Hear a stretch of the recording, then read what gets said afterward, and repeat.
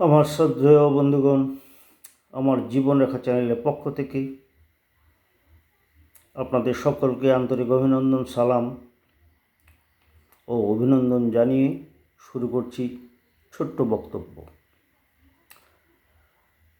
22শে April পেহেলগাঁওয়ে যেটা অঘটন ঘটেছে, সন্ত্রাসবাদীরা যেভাবে হিন্দু ভাইদের মেরেছে, তৎসহ মেরেছে একজন মুসলিম সাধারণ নাগরিককে, মেরেছে আমাদের মুসলিম সৈনিককে। খুব নক্করজনক, নৃশংস হত্যা, মেনে নেওয়া যায় না, খুব খারাপ। এদেরকে পৃথিবী থেকে উধাও করে দেওয়া উচিত।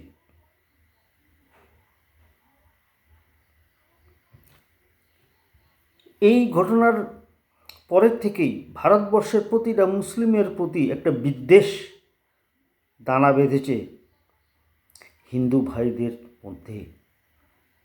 ওদের ভিতরে একটা অশান্তি জ্বালা মুসলিমদের প্রতি যেন মনে মনে ক্ষোভ জেগেছে।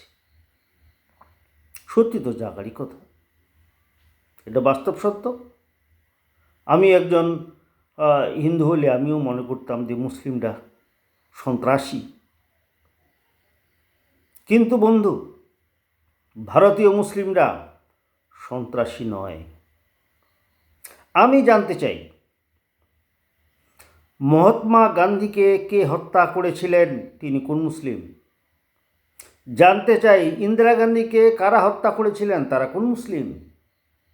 রাজীব গান্ধীকে যারা হত্যা করেছিলেন তারা কোন মুসলিম? যারা হত্যা করেছিলেন তারা সন্ত্রাসী নয়? তারা কোন সম্প্রদায়ের মানুষ? উত্তর আছে।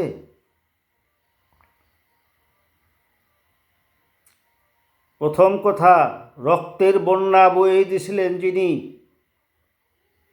কলিঙ্গ যুদ্ধে, ওনার নাম আপনারা নিশ্চয়ই জানেন। ভারতের মুসলিমরা যারা ভারতীয়, এখানকার স্থানীয়, তারা ভারতীয় সন্তান, ভারতের জন্য তারা প্রাণ দিতে প্রস্তুত। আমার কথাগুলো বোধহয় আপনাদের খুব লাগছে। নিজের বিবেককে প্রশ্ন করুন তো,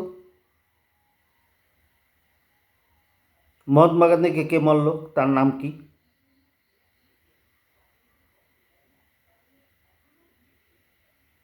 আপনাদের নামটা জানো তো? ইন্দিরা গান্ধীকে কারা মারছিল, কোন কোন মুসলিম, নাম জানা আছে আপনাদের? রাজীব গান্ধীকে কারা হত্যা করেছিল, কোন মুসলিম? এরকম অনেক নজির রয়েছে যেটার মধ্যে মুসলিমরা কখনো জড়িত নয়। কলিঙ্গ যুদ্ধে অশোক রক্তের বন্যা বইছিল, ইতিহাসটা কি আপনাদের মনে নেই? খুব দুঃখের সঙ্গে কথাগুলো বলতে হচ্ছে।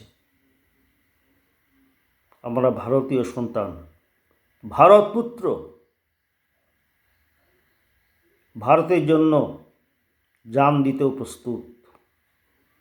ভুলে যাবেন না যে ভারতীয় মুসলিমরা গদ্দারি করছে, কখনো নয়।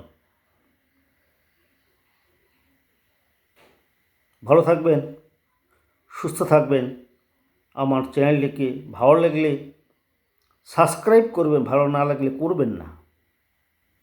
লাইক করবেন, শেয়ার করবেন, প্রয়োজন বোধে। আপনাদের সকলের সুস্থতা কামনা করে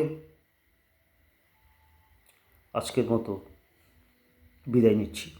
জয় হিন্দ, বন্দে মাতরম।